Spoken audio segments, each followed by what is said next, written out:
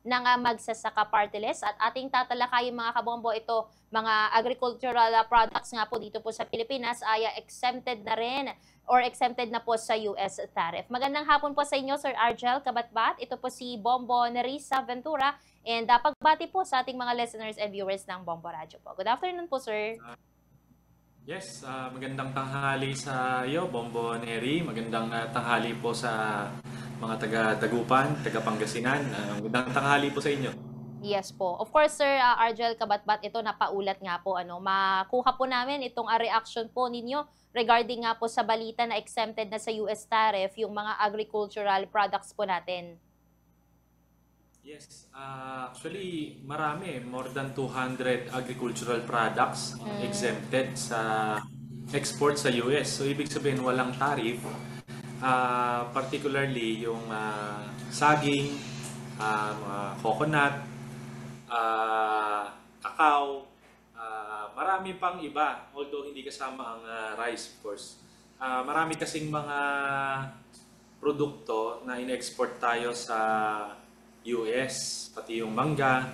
So yung mga magsasaka natin na may mga ganitong tanim, good news yan sa atin. So ibig sabihin, pwede tayo mag-export sa US, pati yung mga pineapple juice, mga fruit juice, mga desiccated coconut. So marami tayong pwedeng i-export. So malaki ang kikitain ng mga magsasaka. Kaya good news ito. At least maraming salamat sa United States of America. Hindi tayo sinampahan ng tariff. So pwede tayong export doon. So imbis na ina-export natin sa US mga Pilipino, i-export natin itong mga agricultural products na to para kumita naman ng mga magsasaka natin. Ito, Sir Argel, para po sa mga hindi po aware po, ito, bigyang linaw po natin yung patungkol sa tariff. So ano po ba itong sinasabi po natin na tariff? And of course, paano po ba yan nakakatulong sa mga local farmers po natin dito sa Pilipinas regarding nga po sa exemption na po na ito?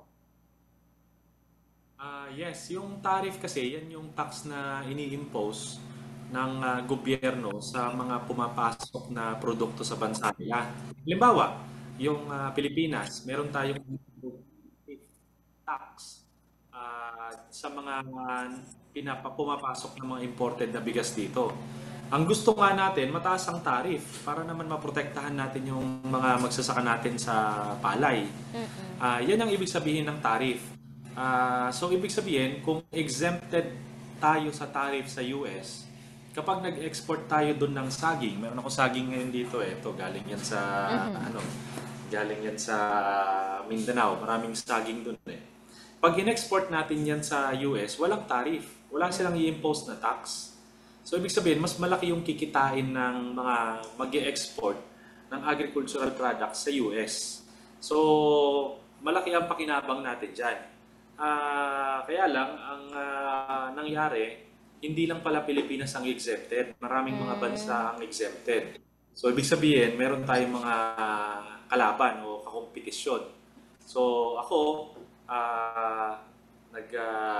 nagbibigay nga ako ng payo sa mga magsasaka. Simulan na natin na magtanim, mag-export ng maayos. At sana nga, yung mga magsasaka matuto rin mag-export para naman hindi lang tayo sa pagtatanim. Mismong mga magsasaka natin, gumawa tayo ng grupo para tayo ang nakakapag-export sa US. So yung mga nag-iisip dyan, baka may mga nakapagtanim na dyan ng coconut, ng puno ng mangga, o kaya may mga kakao. Marami pa tayong pwedeng itanim at pwede na nating i-export yan sa US. Sigurado tayo may market kasi malaki ang demand sa US. Maraming mga tao doon, maraming demand. So, hindi na po produce ng US yung mga naitatanim natin dito. Kaya kailangan talaga nila tayo. So, dahil exempted tayo sa tariff, simulan na natin na umani, magtanim, para makapag-export tayo sa US na may malaking kita. Pero ito po, Sir Argel, paano po ba nakakaapekto yung decision na po na yan? Especially yung kita po ng mga local farmers natin and idagdag na po siguro natin yung mga nasa cooperatives po And paano po ba natin masusure na mararating po yung tulong po na yan sa mga, ang tawag po dito, ang mga small scale na farmers po? Yes. Lalo na sa mga small scale farmers. Marami sa atin kasi mga magsasaka, marami sa atin talaga, ang lupa lang ay nasa 1 hektarya, 2 hektarya. Bibihira naman yung mga magsasaka na may 10, 20 hanggang 50 hektarya. So karamihan talaga mga small farmers. Pero pagka tayo ay bumuo ng kooperatiba, so ibig sabihin kahit na isa lang ang 1 hektarya lang ang lupa natin, pero kung ang nagsama-sama naman mahigit 100 o 200 mga magsasaka, pwede nating pagsamasamahin yun, meron tayong 200 hectares. Tapos, kung tayong lahat ay nagtatanim ng isang puno na pwede nating i-export sa ibang bansa, mas maganda na yung kooperatiba mismo ang mag-export sa US. Kasi kung depende lang tayo sa mga traders, bibilhin lang sa atin to ng mura, pero may bebenta nila sa US ng napakamahal. So, sinong kikita?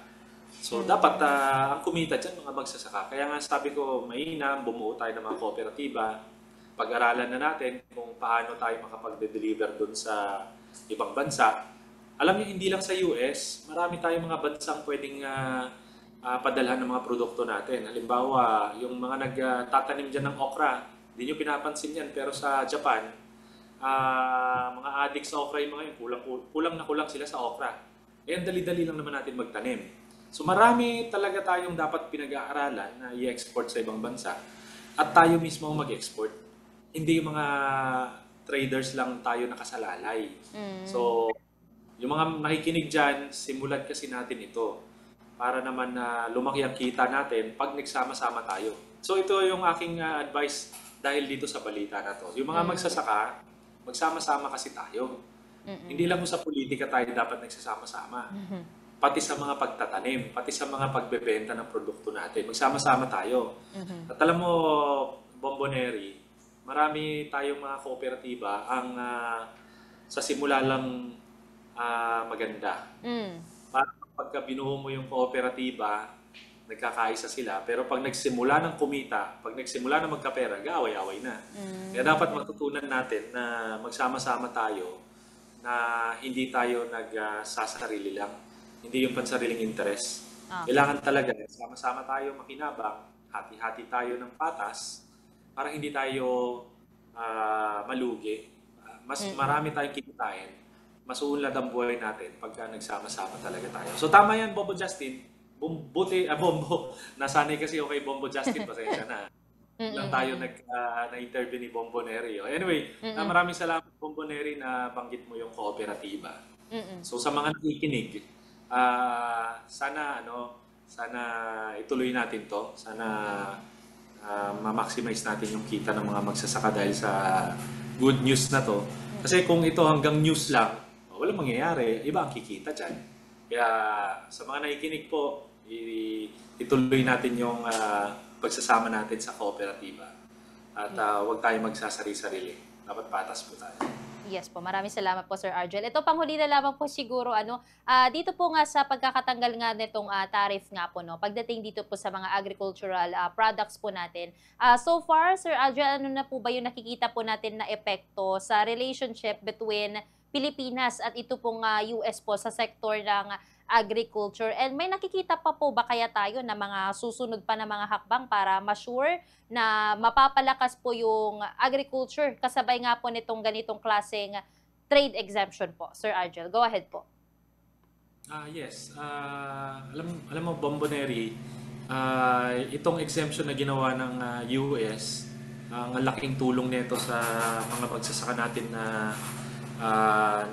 nagtatanim ng mga ganitong mga prutas o gulay. Maganda ito. So maraming salamat sa US. Pero wag natin masyadong kumbaga pupolitikahin itong naging exemption na ito. Dahil hindi lang naman US ang nangangailangan ng mga itinatanim natin. Meron ngayong sigalot, meron ngayong banggaan na China at US. Pwede rin naman tayo mag-export sa China. Kaya ang pinakamaganda talagang gawin, pakisamahan natin lahat ng mga kapitbahay natin. So yung Pilipinas, dapat nakikisama tayo sa lahat ng kapitbahay nating bansa. Mapa China man yan, mapa US, mapa Vietnam. Katulad din yan ng samahan dyan sa barangay natin. Dapat po wala tayong kaaway na kapitbahay. Kasi kung may kaaway tayo, hindi tayo makakapagbenta sa kanya o hindi natin siya mahingan ng tulong pag kailangan natin. So ang pinakamagandang relasyon na magagawa natin sa mga kapitbahay nating bansa ay makipagkaibigan tayo. At huwag tayong masyadong mamulitika. Yung bang kakampi ka lang sa isa, makakaaway mo na yung iba.